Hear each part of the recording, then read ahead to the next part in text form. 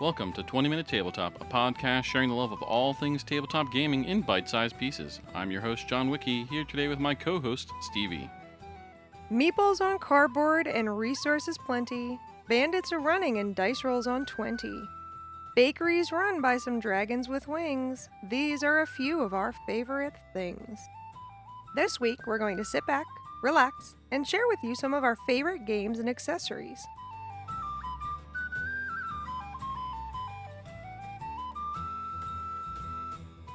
So let's just jump right in with one of our favorites.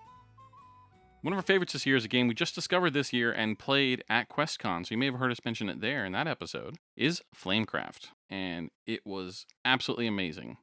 Yeah, so basically you have a little town with a bunch of dragons, and your goal is to populate the town, to make a very short summary of what happens. The artwork on the game is adorable. It was fun to play. The setup was a bit much, but once you get it set up and get going, we had a really good time. And we're hoping that, Santa drops this one at our door this year because we had a really good time playing it. And I'm excited for the expansion that's also coming for it later this year. Yeah, because you start with a certain number of shops on there and you put your dragons in, you get to do extra things, and you build up your score that way. And then as you go, you start adding more shops and more things and more dragons. And it's cool because it's competitive and you want to have the highest score, but there's things that you get points by helping each other out. So it's kind of that fun aspect of getting both sides of things. What was it that TJ called it? I think he said you're competing to be the most helpful dragon in town. Another one we've been enjoying a lot in our house lately is the card game Fluxx. Now, there's lots of different variations to this game. We currently own 5 because the kids have been that crazy about it. It's an easy game to learn, it's an easy game to play, and the reason it's called Fluxx is because as you play, the rules to the game change. They have it out with a whole bunch of different themes, everything from like pop culture stuff, like there's a Marvel Fluxx, a Doctor Who Fluxx, to educational ones. There's a math Fluxx, there's an anatomy Fluxx, there's nature Fluxx. So there's a lot of different flavors of this game, but the base idea every time is the same. Yeah, and I like it because those rules can make it real crazy. Like, you start with your basic rules of how many you draw and how many you play, and those numbers can change, which can really, really make it crazy if you're drawing a lot and having to play a lot every turn. So then a lot of stuff can happen. But then you get all the other rules that get in there, and some of those that help lend into that learning side of things, like with the anatomy Fluxx. One of the rules you can have is that before you play the body part, you need to read the description about it. If somebody can guess it, they get to draw a card. So that sneaks in the learning there of learning about what these body parts do. Right, the anatomy one has those special educational rules, but like for example, we also have the SpongeBob one, which obviously is just for funsies and not educational, but there's other fun rules in there, like there's one that like if you talk like a pirate, you get to draw an extra card on your next turn and things like that. So those extra rules that can be added to the game are also catered to the theme of the game. That's been a really fun one. We actually taught my parents how to play it in about 5 minutes when they were here visiting. And I think it's a great one for anyone, obviously. But yeah, I would love more versions of that in our game closet. And it's great because, like any card game like that, it's just a deck that you can take with you. So it's also very good for traveling, to have in your backpack if you need to break something out to spend some downtime. The next one on our list is a TTRPG that we've been playing a lot this year and absolutely love, called Brindlewood Bay by Jason Cordova. This one will definitely get its own episode. Maybe we'll wait till next spooky season, but it'll definitely get one as we complete our campaign that we've been working on there. I think my way I like to describe it is Murder, She Wrote meets Golden Girls meets Call of Cthulhu. Right. So this game, you're an old lady solving crimes and also kind of uncovering something dark and sinister going on. But there's also like a cozy element to it.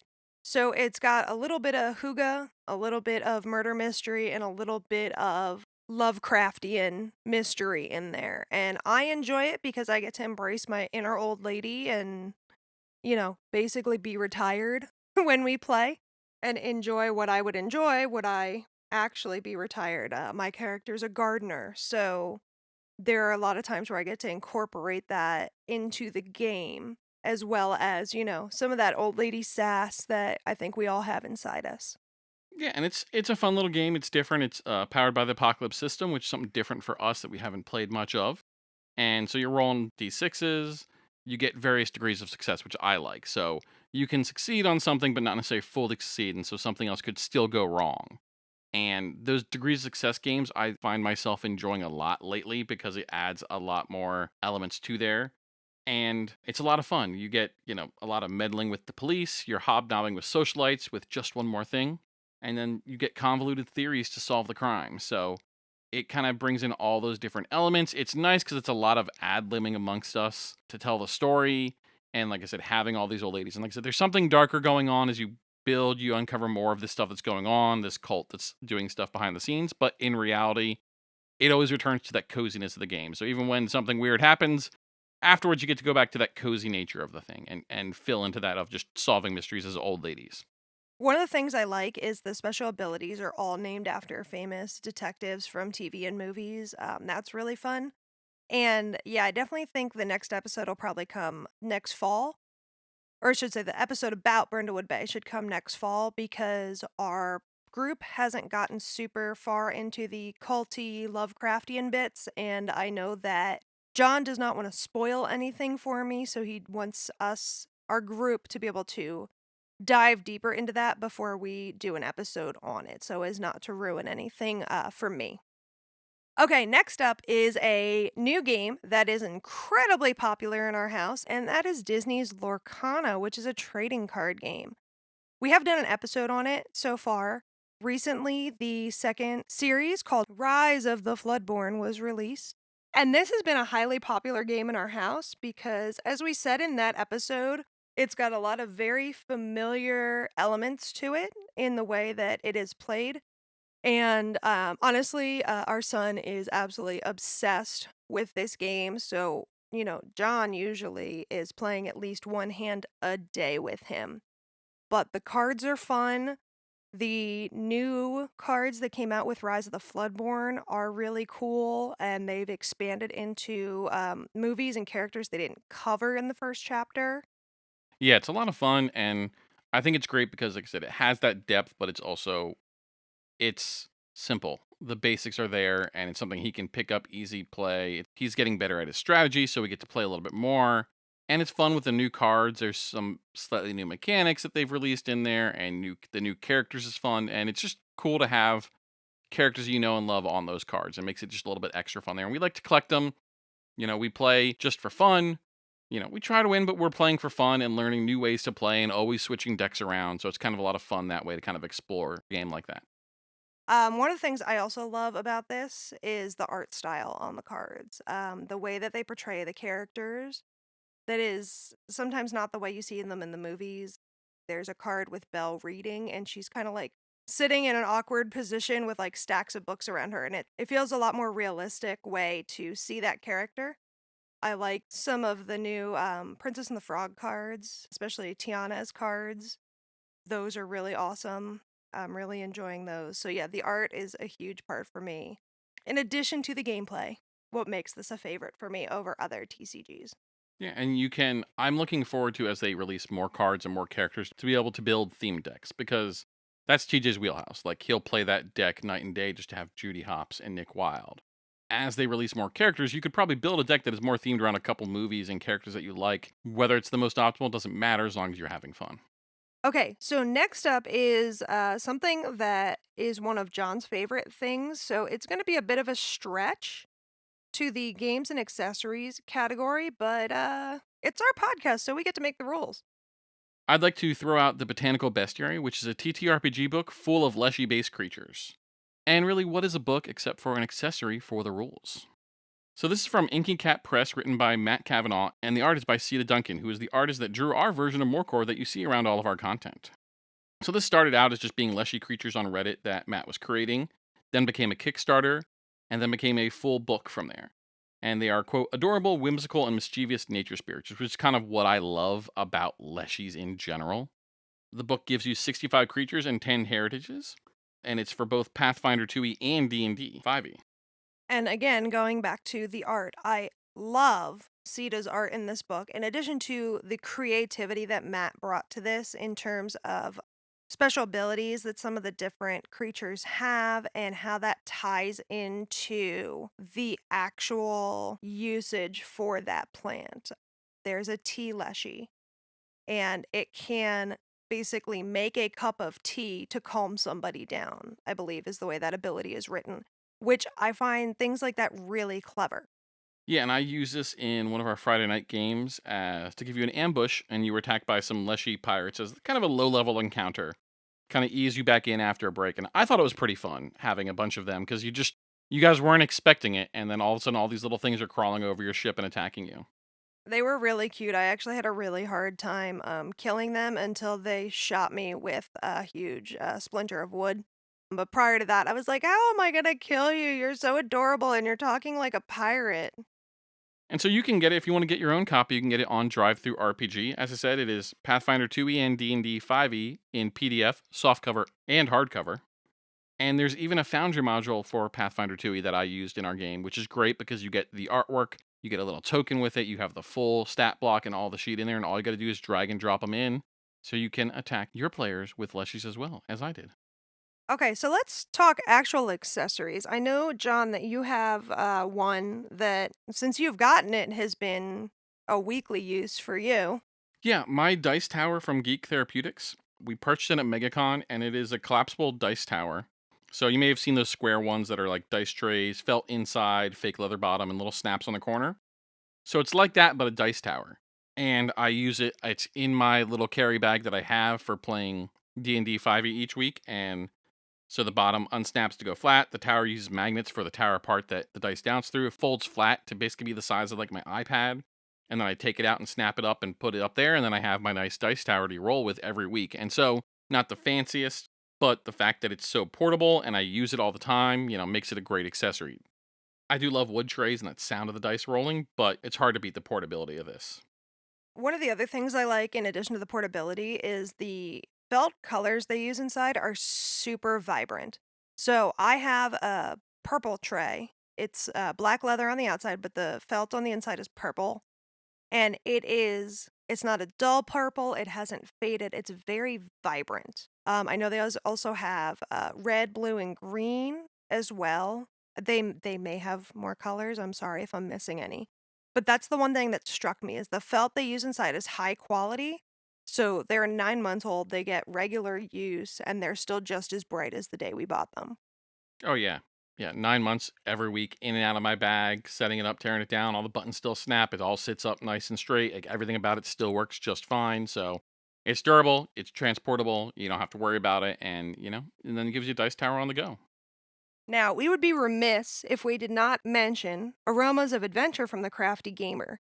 So these are Crafty Gamer's signature scents, and they have, oh my goodness, dozens of scents now. And they are a great way to enhance your game night or to just make your house smell nice. They have them in candles as well as in oil diffusers. Some of our favorite scents include Dragon Den, which is a wonderful fireplace type smell, very reminiscent of just, burning a fire in the fireplace in your house. It has that like aromatic bonfire kind of deal going on.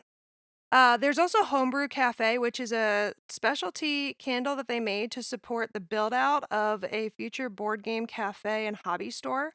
And that one is a coffee scent with hints of vanilla and caramel. And honestly, it's just absolutely heavenly. It makes the whole house smell like a coffee shop. And I just absolutely adore it. Yeah, and it's great because they have the candles in various sizes. They have the oils for your diffusers. They have the room sprays, which our kids love. And they also started having tea lights now, which they have as an advent calendar, which I have for this year, which would be fun and getting a bunch of different scents every day. So they have a variety there of what you can get. I think eventually they plan to offer ones where you can get some metal dice in them. In a future Kickstarter I've seen on their website. I don't know when that will happen, but that's another cool thing they're working on towards. So they're always advancing and making more and new things and releasing new scents too. Like they keep coming up with new scents. And so there's something for everybody there. You can find them at their store. You can find them online. They go to a lot of cons as well. So you can try and get them there in person to smell them and try out all the scents there as well. So definitely try to look them up. And they offer free smells. Case in point, I walked by their booth about 5 times a day at QuestCon, and every time I would stop and sniff something new. Another scent of theirs that I really love, like, I'm not a floral person, and they offer plenty of non-floral smells. Another one I like is Open Field, I believe it's called, and it literally just smells like fresh cut grass. So it gives me an outdoors type scent without that floral undertone because, like I said, I'm just not a floral person. Another accessory for your games I'd love to talk about is Foundry VTT and Forge. I mentioned this when we were talking about the Botanical Bestiary. This is something that we use weekly for our Pathfinder games. It's an amazing online tool for your games. Foundry is you pay the license once and it's yours for life. You can install it anywhere you want to and run your games. I don't think there's a better online VTT out there for Pathfinder 2e on the market just for the amount that the community puts into there. You can also play other systems on there. We use it for Blades in the Dark.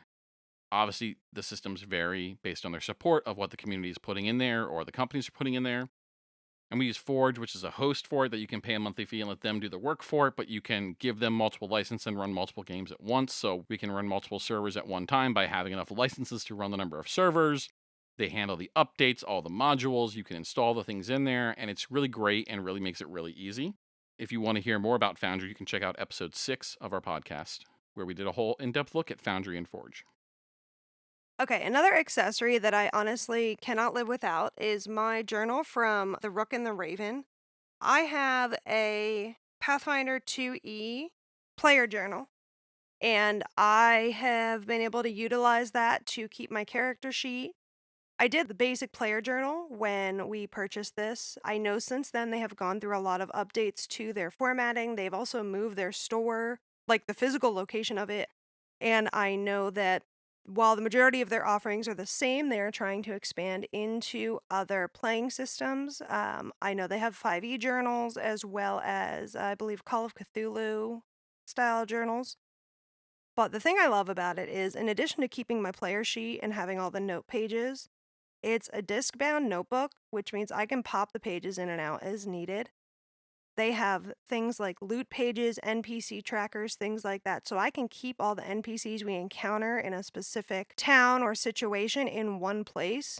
So it's a lot easier to find them than having to sort through my notes all the time, because I am the copious note taker at the table. Mine is also about an A5 size, which is half the size of a regular piece of paper. So it's nice and portable. The covers are nice and thick. But I know that you also have a Rook and a Raven, the Rook and the Raven, excuse me, journal that is slightly different. Yeah, so as you mentioned, yours was players, they also offer GM and campaign builder journals. So they have ones that are specific to your systems, Pathfinder 1e, 2e, D&D 5e, etc. I don't know all of them. I'm not looking at the site myself right now. And it's great because they offer some things very specific for those, so you can easily have some of your enemies with their important stats like their AC, their to hit, their special abilities, and those will be very specific to the system, so it's very easy to have that in that style you're used to. But then they have more generalized things which are great for building your campaign. You can have ones for about building encounters, so these are the type of monsters that will be in this encounter. For your NPC notes, for all the NPCs that you either plan or don't plan and introduce and need to be able to bring back up later. Stuff for where the story is going to go, and all those sort of notes, and drawing out maps and everything you can need. Grid papers in there. So all this stuff that you can do to help build your things. And I haven't used mine thoroughly yet, mostly because a lot of what we run for Pathfinder is a lot of pre-written modules right now. I plan to use it as I get into more of the custom stuff that I write myself to kind of help plan that out and for future campaigns like that. But they're really cool and really great, especially if you like things having a physical format as opposed to digital. It's really, really great for that. And as I said, things come in and out. You can order extra. You've always been able to order extra sets of the different things if you need more of these pieces to go in there to expand it out there. So it's really, really cool for that. And like I said, I plan to use it more heavily when I start to develop some of my own custom things for us and our own custom stories. I, being a programmer, love digital, but I also really love that physical feel for certain things. And so it works really well. And they provide a lot of specialized pages to really help keep you organized there. I pulled up their website. They have system kits for over 10 different systems. So they have D&D, Pathfinder, Call of Cthulhu, Starfinder, Cypher, Vampire the Masquerade, Star Wars, Kids on Bikes, etc. But like within that Pathfinder, they have kits for 1E and 2E. For Warhammer, they have kits for multiple different Warhammer systems. So they really do have a lot of variety in what they offer. A lot of places only offer D&D 5e or D&D kits. The fact that they are expanding into other systems and have more that they're planning to add is one of my favorite things about this company. Okay, now continuing with my obsession with note taking, there are also games we play like Blades in the Dark and Brindlewood Bay that don't have notebook kits because they're not as mainstream. For those, I utilize Scribbles That Matter journals, which are gorgeous hardcover notebooks that you can find on Amazon. I prefer the dot grid ones because I can either write in straight lines or draw as needed as I take notes. The paper is fantastic quality. I've been using these notebooks for other things in my life, like bullet journaling for years. And I have a low-key obsession with these notebooks because, like, the pen doesn't bleed through, the paper is thick and smooth, and the notebooks are, 140, 170 pages, but they're nice quality hardcover notebooks. And that's what I use for some of our other games where I can't necessarily find a Rook and the Raven supplement yet. I can attest to her very deep usage of these notebooks in many, many aspects of life. So they are definitely quality. Otherwise, she wouldn't keep using them. Yeah, I have a thing for stationery and scribbles that matter, if you want to send me some more, I wouldn't be mad about that. I'm just saying, like, I use your stuff a lot. Yeah, I think I have for gaming specifically, I think I have 3 going right now. No, 4, 4. Because I have one for Brindlewood Bay, I have one for Blades in the Dark, I have one for our home Pathfinder game, and then I have one where I'm making plans for Root whenever we get around to playing Root by Magpie. Because that is basically going to be my GM journal for that because Root is a very social game, so there's a lot of NPCs to keep track of, a lot of social stuff to keep track of there. So yeah, that is not counting all the ones I use in my personal life. So yes, I have a deep obsession with notebooks. Of course, with those notebooks, you also need stickers. Okay. So, yes, you're not wrong. A lot of people make awesome vinyl stickers. However, while those are cool for decorating the outside, and you can go to like my Instagram and stuff and see all the cool RPG stickers I've found in life, because there are a lot of cool people who make those, there are not a lot of people who make stickers to use in the notebook, except for, or at least my favorite, is Paola's Pixels on Etsy. She makes functional stickers to utilize in your campaign notebooks. So, one of my sets that I have literally is just stickers that say item, loot, NPC, person of interest, things like that. She also makes decorative stickers and all sorts of other super cool RPG stuff.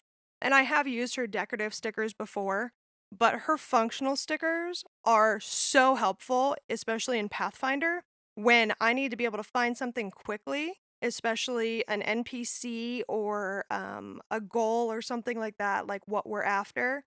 I just slap one of those suckers down and I'm able to take a quick note. And then when I need to flip back through my notes to find that information, I just look for the stickers. I don't have to read through all of my notes to find what I need.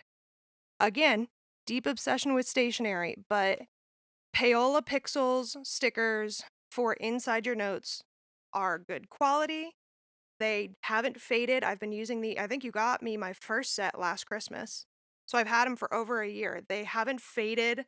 They don't unstick, like they stick very well. And they're bright, so they're easy to find within your notes. Yeah, and they're very talented artists. Like some of their other stuff they have on there is very around that gaming, geeky theming, and down to making fabric to make shirts and skirts and stuff out of. So there's a lot that goes on there that spans beyond that. So also very talented artists, but those are just so useful. This is one in particular we have found that gets used a lot and is high quality. I would literally buy all of everything in that store if I had that kind of money. The desk mats that they have are really cool. And like you said, there's clothing and apparel, there's t-shirts. I also think I have one of their t-shirts too that I got for Christmas. But yeah, if you guys have other suggestions for notebooks that we should try out, especially like I said, I am the copious note taker in all of our games. I am that person with like the encyclopedia of notes. If you have suggestions for notebooks, for stickers, for other accessories that you think we should try out in 2024, like drop us a comment, shoot us an email, let us know because we want to try them out. If you are someone who makes notebooks for RPGs, tell us, we'll check them out because I am that person who will sit there and play with a new notebook for hours on end, and John can attest to that. Yeah, and also if, what are your favorite games from this year? What are your favorite new games that you've tried? I don't care if it's a new game, but new game that you tried this past year that's your favorite that you play a lot, let us know too because we're always looking for more games to play. Because not that we have a shortage of games, but I always want a good excuse to buy another game or accessory for us to use. So, what are your favorite games and accessories? Tell us. Yeah, let us know because we're planning our content for 2024 and we're going to start expanding out into more TikTok and video type content and we want to be able to show these things off. So like John said, shoot us an email, send us a message, drop us a comment and let us know what we should try, whether it's an accessory, a game system, whatever. We want to know. It's time to wrap up. So I'm John Wiki, and you can find me on Threads and Instagram as John_Wiki_games. That's WICKEE. And I'm Stevie and you can find me on social media at Stevies_games.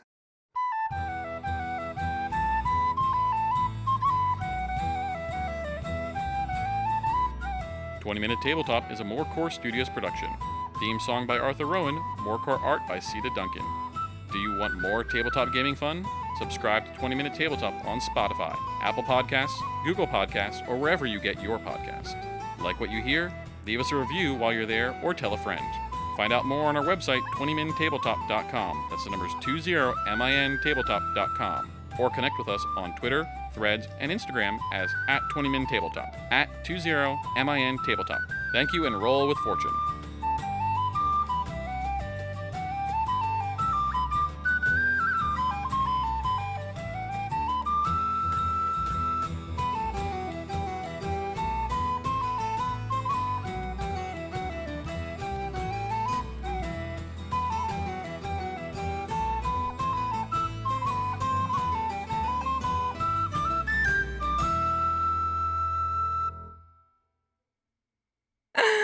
I'm going to pretend I know what I'm talking about.